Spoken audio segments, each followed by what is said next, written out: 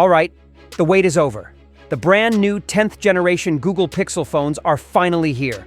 And this year, the Pixel lineup looks more polished and complete than ever before. We have the Pixel 10, the Pixel 10 Pro, the Pixel 10 Pro XL, and the Pixel 10 Pro Fold. And honestly, this feels like the year Google finally stepped fully into flagship territory. Let's start with the design, because that's the first thing you notice the second you see these phones. The camera bar is still here. It's iconic at this point, but this time it's more refined, with smoother lines, polished metal, and a sturdier overall feel. The materials are top-notch. Gorilla Glass Victus 2 on the front and back, full IP68 water and dust resistance, and frames that feel just as premium as anything Apple or Samsung makes. The color options also stand out. On the Pixel 10, you get obsidian, frost, indigo, and lemongrass. On the Pro models, you'll see moonstone, jade, and porcelain. They all look clean and elegant, and more importantly, they feel durable. The displays are brighter than ever, a peak of 3,000 nits, which means no more struggling to see your phone in direct sunlight. Even small touches like matching the color of the speaker grills to the frame make the design feel more polished and thought through than before. Now, design is one thing, but what really stands out this year is how much Google has stepped up the hardware. For years, people asked when the base Pixel would get a proper triple camera system. And finally, with the Pixel 10, it's here. The regular Pixel 10 now comes with a 48-megapixel primary camera, a 13-megapixel ultra-wide, and a 10-megapixel 5x telephoto. That's a massive upgrade for the standard model. No longer do you have to buy the Pro just to get zoom. The Pixel 10 Pro takes things even further, upgrading to a 50-megapixel main, a 48-megapixel ultra-wide, and a 48-megapixel telephoto that can push all the way to 100 times AI-enhanced zoom. That means whether you're snapping landscapes, portraits, or zooming across a stadium, you've got pro-level versatility in your pocket. And while we're talking about hardware, there's another addition that instantly feels like a game changer: Pixel Snap. Pixel Snap is Google's name for Qi 2 wireless charging with magnets built directly into the phone. It lets you wirelessly charge at 15 watts, but more importantly, it opens up a whole ecosystem of magnetic accessories. Google already has a Pixel Snap charger and a Pixel Snap ring stand, but the real win is that it works with existing MagSafe gear. That means chargers, wallets, and stands made for iPhone will also snap right onto your Pixel 10. It's the kind of everyday convenience that once you try, you never want to give up. And if you want the most powerful Pixel of them all, Google made sure to deliver with the Pro XL. This model adds a larger display, a massive 5,200 milliamp-hour battery, faster 45-watt wired charging, and for the first time, Qi 2.2 wireless charging at 25 watts. On top of that, you get double the starting storage. This is the Pixel built for people who want no compromises. The battery life, the speed, and the headroom for heavy daily use. But the XL isn't the only one pushing boundaries. Google also refined their foldable, the Pixel 10 Pro Fold. And this feels like a huge step up from the first generation. The hinge has been completely redesigned. It's gearless now, slimmer, more durable, and because of it, the phone is officially rated IP68 for dust and water resistance. That makes it the first foldable in the world with full protection against both. The outer display is bigger at 6.4 inches with a normal aspect ratio, so it finally feels like a regular phone when closed. Then when you unfold it, you get an 8-inch OLED panel that hits up to 3,000 nits peak brightness. The crease is still there, but overall the usability is way better.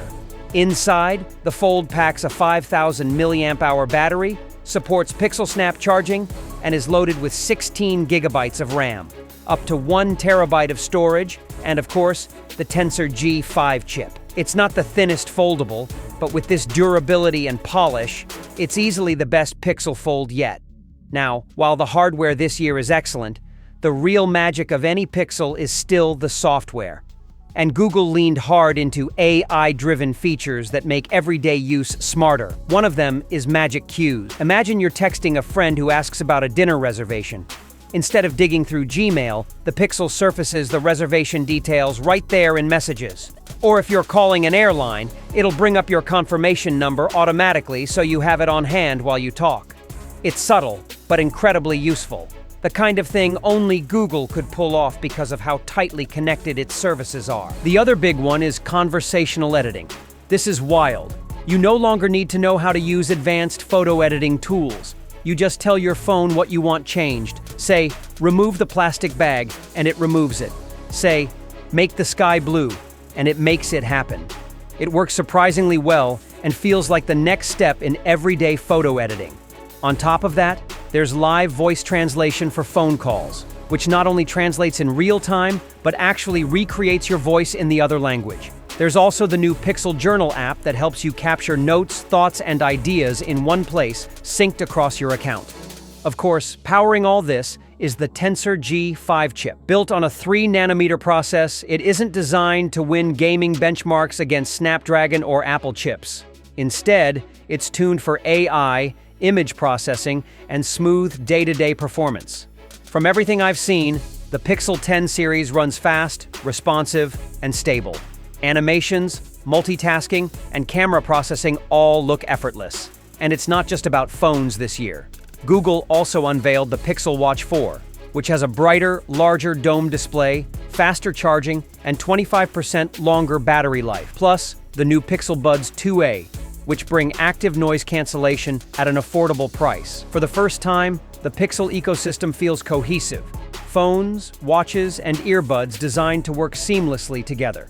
Now, all of this brings us to the question that everyone always asks. How much does it cost? The Pixel 10 starts at $799. The Pixel 10 Pro is $999. The Pixel 10 Pro XL comes in at $1,199. And the Pixel 10 Pro Fold is priced at $199,799. Here's what I like. Those prices are the same as last year. In a world where Apple has raised iPhone prices again, and Samsung's Ultra phones now cost well over $1,300, Google keeping pricing stable feels like a smart and consumer-friendly decision. The base Pixel 10 at $799 is the sweet spot for most people. It delivers a flagship design, a triple camera system, Pixel Snap charging, and the best software features Google has ever offered, all under $800. The Pro at $999 is for those who want more, higher resolution cameras, more RAM, and the variable refresh LTPO display. It's a nice step up, but honestly, the base Pixel 10 is now so good that most people won't need to spend the extra money. The Pro XL at $1,199 is clearly aimed at power users. Bigger battery, faster charging, and extra storage make it a great value compared to other flagships in that range. And finally, the Fold. Yes, $1,799 is a lot, but compared to Samsung's Z Fold lineup, it's competitive. Add in the IP68 protection, the improved hinge, and the refined outer display, and it starts to look like a very fair price for what you are getting. So overall, I think Google struck the right balance. These aren't budget pixels anymore. They are full premium flagships, but without the relentless price creep we see elsewhere in the industry. And that's really my takeaway after looking at everything this generation has to offer. The Pixel 10 family is the most confident and complete lineup Google has ever built. The hardware finally matches the software. The cameras are versatile across every model. Pixel Snap brings a whole new level of convenience. And the software continues to make these the smartest phones in the room. For years, Pixels were the choice for tech enthusiasts. Now I think they're ready for everyone. And if you've been waiting for the right time to switch to Pixel, the 10th generation feels like the one. That's it for my first impressions of the Pixel 10 series. Full reviews, camera comparisons, and long-term tests are coming soon, so make sure you are subscribed so you don't miss them. Thanks for watching, and I'll see you in the next one.